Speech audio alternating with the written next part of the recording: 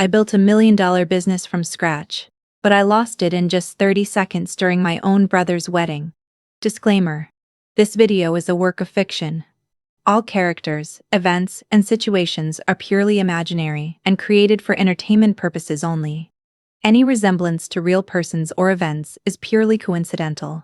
I was 19 when the idea first took hold of me, not as a clear plan, but as a stubborn feeling that refused to go away. At that time, I didn't have money, experience, or even the confidence people usually expect from someone starting a business. What I did have was a strange kind of pressure inside me, like if I didn't try, I would regret it for the rest of my life. Everyone around me was focused on safe paths, degrees, stable jobs, predictable futures, but I couldn't ignore the thought that I wanted something of my own. My father never understood that feeling. In his eyes, business was a cold, calculated world, meant for people who knew exactly what they were doing. He often told me I was too emotional, too stubborn, and not practical enough to survive in that space. His words didn't come from cruelty, at least not openly, but they carried a weight that stayed with me. Every time I tried to explain my idea, he would dismiss it with a simple sentence, as if years of effort could be crushed before they even began. Still, I started. I didn't announce it proudly or ask for permission. I just began quietly, using whatever little resources I had. My office was a small corner of my room, with an old laptop that overheated after a few hours, and a table that shook every time I typed. At night, when the house was silent, I worked. I researched, planned, made mistakes, and tried again. Those nights felt endless, filled with doubt and small moments of hope that kept me going. The early days were the hardest. I had no clients, no reputation, and no clear direction. I reached out to people who didn't reply. I made offers that were ignored. Sometimes I spent days working on something only for it to fail completely. There were moments when I questioned everything. Whether my father was right, whether I was wasting my time, whether I was just chasing something unrealistic. But every time I thought about quitting, something inside me pushed back. It reminded me why I had started in the first place. Slowly, things began to change. My first client came unexpectedly, almost like luck had finally decided to notice me. It wasn't a big deal in terms of money, but to me, it meant everything. It was proof that someone out there believed in what I was doing. I worked harder than ever for that one client, making sure every detail was perfect. That effort paid off because they recommended me to someone else, and then another person after that. The growth wasn't fast, but it was steady. Each small success built on the last one. I learned how to handle customers, how to solve problems under pressure, and how to stay calm when things went wrong. I made mistakes, plenty of them, but each mistake taught me something I couldn't have learned any other way. Over time, the business started to take shape. What had once been just an idea slowly turned into something real. While all of this was happening, my life outside the business continued as usual, but I felt like I was living in two different worlds. My friends were enjoying their youth, going out, laughing, and making memories. I was happy for them, but I couldn't join them the same way. My mind was always somewhere else, thinking about the next step, the next problem, the next opportunity. There were nights when I felt completely alone, wondering if anyone truly understood what I was trying to do. My father watched all of this from a distance. He never stopped me, but he never supported me either. There were no encouraging words, no signs of pride, no acknowledgement of the effort I was putting in. Sometimes he would ask questions, but they felt more like tests than genuine interest. It was as if he was waiting for me to fail, to prove his point that I wasn't cut out for this path. Despite that, I kept going. I stopped looking for approval and focused only on the work. I told myself that results would speak louder than anything I could say, and eventually, they did. The business grew stronger, more stable, more recognized. People started to know the name. Clients came not just through effort, but through reputation. For the first time, I felt like I had built something that couldn't be ignored. But even then, something felt incomplete. No matter how much progress I made, there was always a small part of me that wanted my father to notice. to say something simple like, "You did well." It wasn't about validation anymore, but about closure.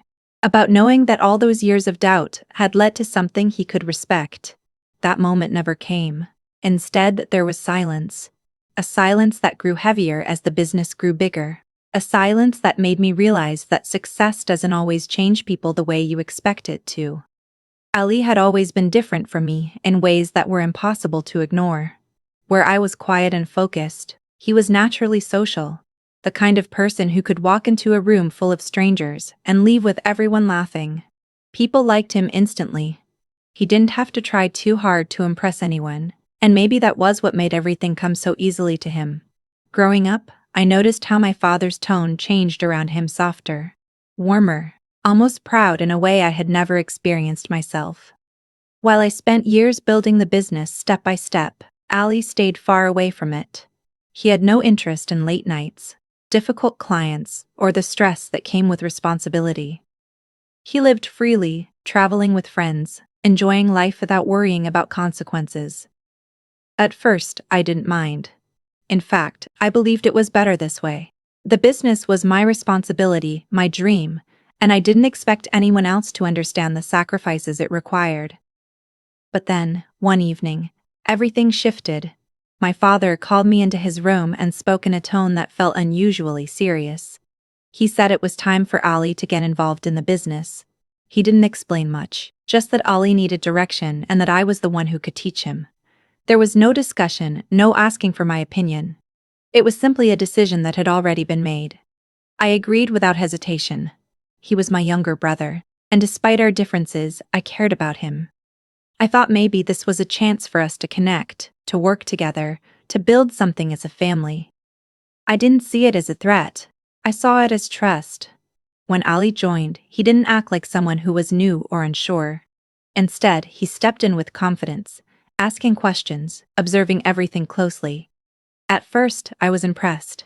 He seemed genuinely interested, more focused than I had ever seen him before. I started showing him how things worked, how to deal with clients, how to manage operations, how to handle pressure without losing control. I shared everything I had learned over the years, including the mistakes I had made so he wouldn't repeat them. He listened carefully, almost too carefully. He didn't argue or challenge me. He simply absorbed everything. At the time, I saw this as respect, as a willingness to learn. I didn't realize that it was also something else. As weeks turned into months, Ali became more involved. He started attending meetings on his own, making decisions, and building relationships with clients. Some of them began to recognize him, to associate him with the business, just as much as they associated it with me. I didn't see this as a problem. I thought it was progress, a sign that the business was growing beyond just one person. But there were small changes that I ignored. Moments that didn't seem important at the time, but later became impossible to forget. Sometimes clients would mention conversations I didn't remember having, only for me to realize they had spoken to Ali instead. Employees started going to him for approvals, even when I was available. There were decisions being made without my knowledge, subtle shifts in control that happened so gradually I didn't question them. My father, meanwhile, became more involved than he had ever been before. He started asking Ali for updates, not me. During discussions, his attention was always on him, as if I had already done my part and no longer needed to be part of the future. I told myself I was overthinking, that this was just a phase of transition, that everything was still under control. Deep down, though, there was a feeling I couldn't explain. It wasn't jealousy or anger, but something closer to unease.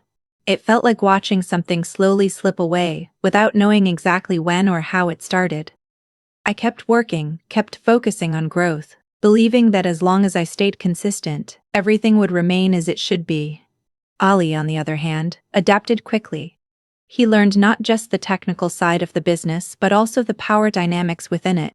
He knew how to present himself, how to speak in a way that made people listen, how to gain trust without appearing forceful.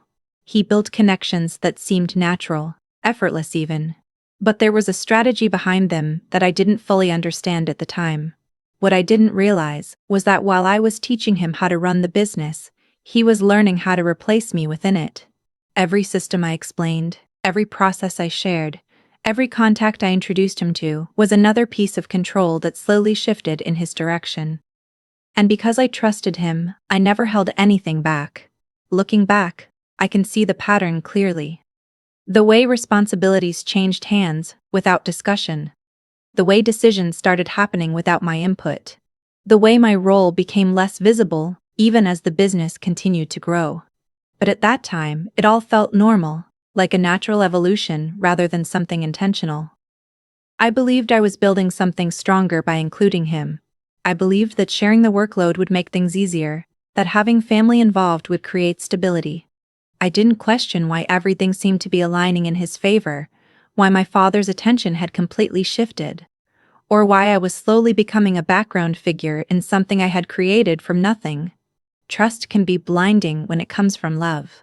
I trusted my brother because he was my brother. I trusted my father because he was my father. And in that trust, I failed to see what was happening right in front of me. A quiet transformation that was turning my role from creator to observer, without me even realizing it was happening. The day of Ollie's wedding arrived with a kind of energy that felt larger than life. The venue was decorated with bright lights, flowers arranged perfectly across every corner, and a stage set up like something out of a movie. Guests filled the space with laughter and conversation, dressed in their best clothes, enjoying what was supposed to be one of the happiest days in our family. From the outside, everything looked perfect, like a celebration of love, success, and togetherness. I moved through the crowd with a quiet sense of pride. This was my younger brother's big day, and despite everything that had changed between us in recent months, I wanted to believe that this moment was about family. People greeted me with respect, some even congratulating me not just for the wedding, but for the success of the business. They spoke as if I was still at the center of it all, as if nothing had shifted behind the scenes. I smiled, nodded, and accepted their words, even though something deep inside me felt unsettled. My father was everywhere that night, greeting guests, giving instructions, making sure everything was flawless. He carried himself with confidence, the kind that came from being in control. Every time I looked at him, I tried to read his expression, to find some sign of warmth or acknowledgement. But all I saw was focus. It was as if he was preparing for something important, something beyond the wedding itself. Ali stood on the stage, dressed perfectly, smiling as people came to congratulate him. He looked comfortable, confident, completely at ease in a spotlight that seemed to belong to him naturally. When our eyes met, he gave me a brief smile, one that felt polite but distant. There was no sign of the brother I thought I knew, no hint of the bond I believed we were building through the business. It was a small moment, but it left a strange feeling behind, one I couldn't fully understand. As the night went on, the music grew louder, the conversations more lively, and the atmosphere more relaxed. It felt like the kind of event people would remember for years. I tried to lose myself in it, to ignore the tension I couldn't explain. For a while, I convinced myself that I was overthinking, that everything was fine, that this was just a celebration like any other. Then, suddenly, the music faded. There was a shift in the air, subtle but noticeable. People turned their attention toward the stage as my father stepped forward, holding a microphone. His presence commanded silence almost instantly. Conversations stopped, laughter quieted, and all eyes were on him. It felt like the beginning of a speech everyone was expecting, something traditional, something heartfelt. He began by talking about family, about love, about how proud he was of Ali. His words were smooth, carefully chosen, delivered with confidence. The crowd responded warmly, nodding, smiling, completely engaged. I stood among them, listening, trying to feel part of the moment, even though something inside me was tightening with every passing second. Then his tone shifted slightly. He paused to look around the crowd and spoke in a way that felt more deliberate. Today, he said, is not just about celebrating a marriage. It is also about securing the future of our family. The words hung in the air, heavy with meaning. I felt a sudden unease, a quiet warning that something unexpected was about to happen. My heartbeat slowed, then quickened, as if my body was trying to prepare me for something my mind couldn't yet process. He continued, speaking about the business, about how far it had come, about the importance of leadership and vision. People listened with interest, some even glancing at me, as if expecting me to be part of what he was about to say. For a brief moment, I allowed myself to think that maybe this was it. Maybe this was the moment he would finally acknowledge my work, my effort, everything I had built over the years. But that moment never came. Instead, he turned toward Ollie, smiling in a way I had rarely seen before, and said the words that would change everything. I am proud to announce that from today onward, Ollie will take over as the owner and CEO of our company. For a second, there was silence, as if the crowd needed time to understand what had just been said. Then came the applause. Loud, enthusiastic, filled with celebration. People cheered, some even stood up, clapping as if they had just witnessed something truly special. I didn't move. I couldn't. The noise around me faded into something distant, like I was no longer fully present in that space. My mind tried to make sense of what I had heard, to find some explanation that would make it less real, less final. But there was none. I looked at Ollie. He stood there, accepting the applause, his expression calm, almost prepared. He didn't look surprised. He didn't look confused. He looked like someone who had been waiting for this moment. Then I looked at my father. He didn't look at me, not even once. His focus remained on the crowd, on Ali, on the success of the announcement. It was as if I didn't exist in that moment, as if my role in the story had already ended without me being told. Around me, people continued to celebrate. Some glanced in my direction, their expressions shifting from excitement to confusion as they noticed my stillness. A few looked like they wanted to say something, but no one did. The energy of the event moved forward, carrying everyone with it, leaving me behind in a moment that felt frozen in time. I stood there, surrounded by noise, lights, and celebration, yet completely alone in what I was experiencing. The business I'd built from nothing, the years of sacrifice, the sleepless nights, the struggles no one had seen, all of it had been reduced to a single announcement, made in front of hundreds of people, as if it were just another part of the celebration. That night, I didn't confront anyone. I didn't walk up to the stage, didn't grab the microphone, didn't demand answers in front of everyone. Instead, I stayed quiet, not because I didn't have questions, but because something inside me understood that whatever had just happened wasn't sudden.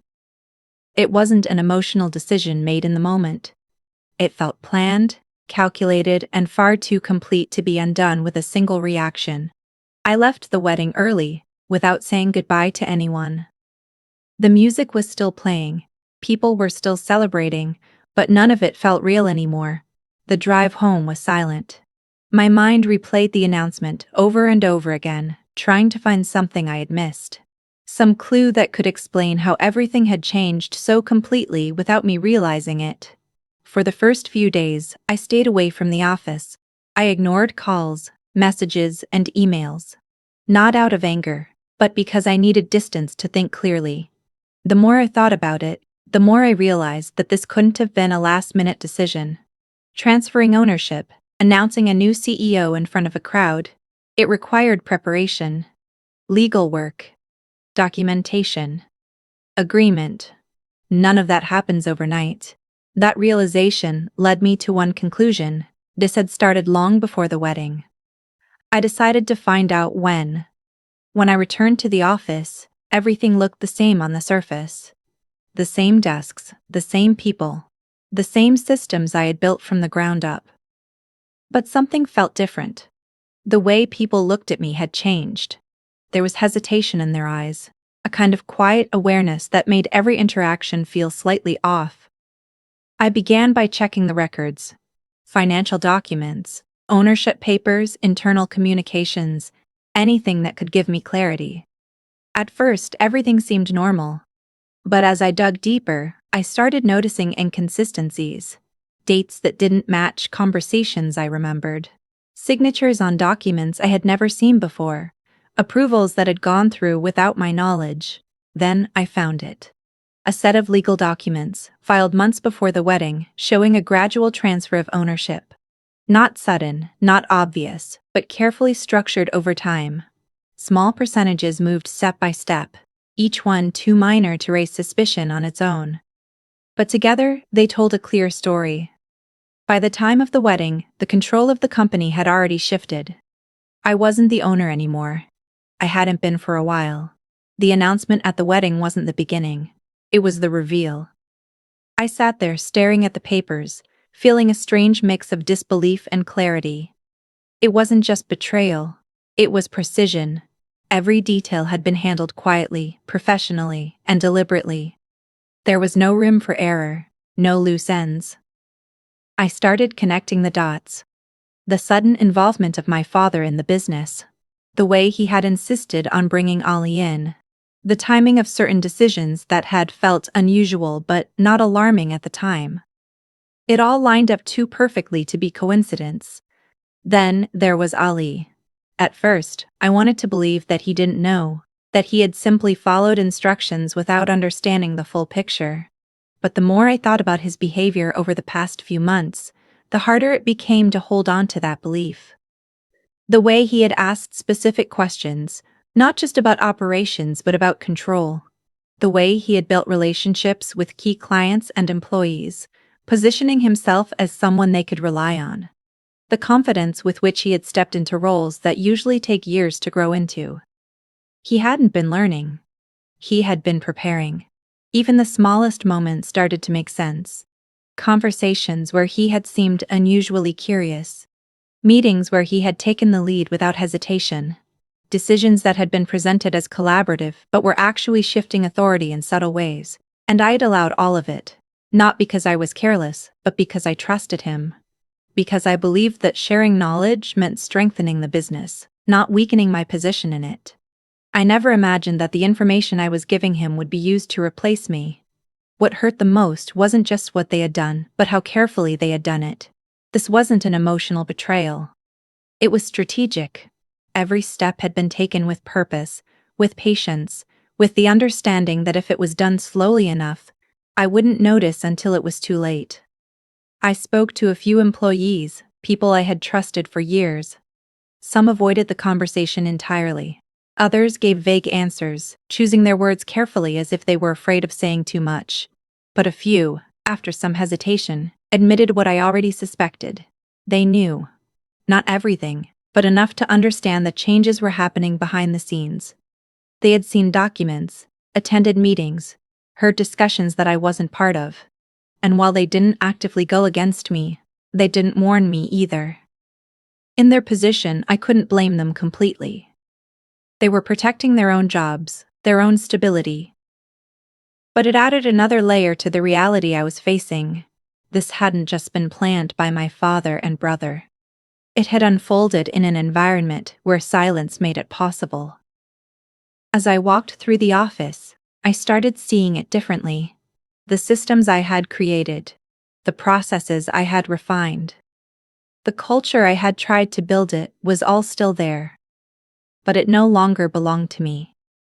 I was a stranger in a place that had once been an extension of myself. And in that moment, a difficult truth settled in. This was never about taking something from me in a sudden, dramatic way. It was about slowly moving me out of the picture, step by step, until my absence felt natural, until the business could continue without me, as if I had never been essential to it. I didn't go back the next day, or the day after that. In fact, I didn't go back at all. There was no dramatic resignation, no confrontation, no final meeting where I tried to defend what was mine. I understood something clearly now. Fighting them on their terms would only drain me, not restore anything. They had already taken control in a way that was legal, structured, and difficult to challenge without turning everything into a long, exhausting battle. So I chose silence. Not the kind of silence that comes from weakness, but the kind that comes from stepping back and seeing the situation for what it really was. I stopped answering calls from the office. I ignored messages that asked for clarification or guidance. For the first time in years, I allowed myself to disconnect completely from the business I had built. It was painful, like walking away from something that had been a part of me for so long. But it also gave me space to think without pressure. At first, the quiet felt unfamiliar. My days were no longer filled with constant decisions, urgent problems, and endless responsibilities. There was a strange emptiness, as if something important was missing. But within that emptiness, something else began to form clarity. Without the noise of the business, I could finally see what I still had. I had experience. I had knowledge. And most importantly, I had relationships. The clients I had worked with over the years didn't just trust the company, they trusted me. They knew how I handled problems, how I delivered results, how I stayed consistent even under pressure. That trust wasn't something that could be transferred through documents or announcements. It was built over time, through real interactions, through moments where I had proven myself again and again. That realization changed everything. Instead of focusing on what I had lost, I started thinking about what I could rebuild. Not from scratch in the same way as before, but from a stronger position. This time I wasn't an inexperienced 19-year-old trying to figure things out. I knew the industry. I understood the challenges. I had already made the mistakes that usually slow people down. So I started again. Quietly. No big announcements, no public statements. Just work. I reached out to a few clients I trusted, not with complaints or explanations, but with a simple offer to work with me again. Some were hesitant at first, unsure of what had happened behind the scenes. But when they heard my side, when they understood that I was starting something new, many of them didn't need much convincing. They chose to follow me, not because of loyalty alone, but because of confidence in what I could deliver. One by one, small projects began to come in. Then bigger ones. The same pattern from the early days repeated itself. But this time it moved faster. I didn't have to learn everything from zero. I knew how to build systems, how to manage growth, how to avoid the mistakes that had once slowed me down. Every step felt more controlled, more intentional. Meanwhile, I heard things about the old company. At first, it seemed like everything was running smoothly. After all, the structure was already in place. The systems were still functioning. The team was still there. On the surface, nothing had changed. But over time, cracks started to appear. Clients began to notice differences. Small things at first: delays, miscommunication, a lack of consistency. The kind of details that might not seem important individually, but together create doubt. Some of them reached out to me, asking if I was still involved, trying to understand what had changed. When they found out I wasn't there anymore, their confidence in the company started to shift. Inside the business, the situation became more complicated. Without my involvement, certain processes didn't work as smoothly. Decisions that once felt clear became uncertain. The balance that had taken years to build started to weaken. Ali, despite all his confidence, struggled to maintain the same level of stability. He had learned the structure, but he hadn't lived the struggle behind it. And that difference began to show. While they were trying to hold things together, my new business was growing stronger. Not explosively, but steadily, in a way that felt sustainable. Every client that joined reinforced the foundation I was building. Every success added to a sense of quiet momentum that didn't rely on recognition or approval. A year passed. What I had rebuilt was no longer small. It had reached a level where it could stand on its own, independent and stable. And more importantly, it was mine in a way that couldn't be taken quietly or transferred without my knowledge. This time, I made sure of that. Then one day, something unexpected happened. My father reached out, not through a message or a call, but in person. He came to see me, standing in front of me with a seriousness I had never seen before. For a moment, neither of us spoke. There was a silence, but it wasn't the same kind of silence as before. This one carried weight, history, and something unspoken. When he finally spoke, his voice was different. Less certain, less commanding. He admitted that things hadn't gone as planned, that the business was struggling in ways he hadn't expected. that decisions had been made too quickly, without fully understanding what made everything work in the first place. And then he said something I had waited years to hear. I made a mistake. The words were simple, but they didn't feel like a victory. They didn't erase what had happened or change how things had unfolded. They were just an acknowledgement, arriving too late to fix anything. I looked at him, not with anger, but with clarity. Because by then, I understood something he didn't when he made his decision. What I had built before could be taken. What I had become could not be taken away. Sometimes, the deepest betrayals don't come from strangers. They come from the people you trust the most. He lost everything in a single moment. But what they didn't realize was that they never owned his skill, his mindset, or his ability to rise again. Because real success isn't in what you build once, it's in what you can rebuild after losing it all. So, if you've ever been doubted, replaced, or pushed aside, remember this: your value doesn't disappear just because someone failed to see it. In the end, he didn't take revenge with anger, he took it with success. And that was something no one could take from him. If this story moved you, make sure to like, share, and subscribe for more powerful, real-life inspired stories.